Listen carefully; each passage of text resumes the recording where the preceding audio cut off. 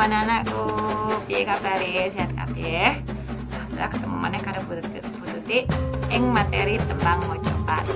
Nah, dina wingi awake dhewe sampun sinau bab paugerane tembang mojokan. Yuk dieling-eling maneh, apa iku paugerane tembang mojokan? Paugeran tembang mojokan iku ana 3. Pisan guru gotra, kapindho guru lagu, ketelu guru wilangan. Nah, yang dimaksud karo guru gotra yaiku aturan cacahe lare utawa baris saben tembang. Tegese mengene, saumpama ing jenis tembang pucuk iku kan ana 4 baris. Iku tegese guru gotra tembang pucuk ana 4. Sing keloro yaiku guru lagu.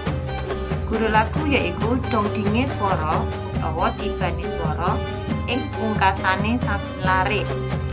Tuladhane mingkar mingkure angkara. Swara sing terakhir atau sing pungkasan yaiku swara o ing angkara. Berarti guru lagune A. Tuladhane meneh Aminin Widyastuti. Swara vokal sing terakhir yaiku I ing tembung tuti. Nah, kono ana swara vokal I. Tegese guru lagune I. Ya mengkono. Sing ketelu atau sing pungkasan yaiku guru wilangan.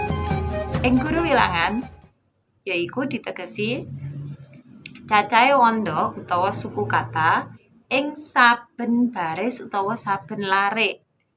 Tuladhane mingkar mingkure angkara iku diitung suku kata utawa wandane yaiku mingkar mingkure angkara.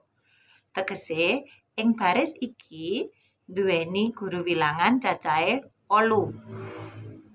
Tuladhane meneh akarono karenan marti siwi. Yang diitung guru wilangane akarono karenan marti siwi. Ana 11. Berarti guru wilangane ana 11. Kaya mengkono sing diarani guru gotra, guru lagu lan guru wilangan. Muga-muga bocah-bocah bisa mangerteni lan sinau dina iki bisa manfaat uga barokah. Bututi pungkasi dhisik. Assalamualaikum warahmatullahi wabarakatuh.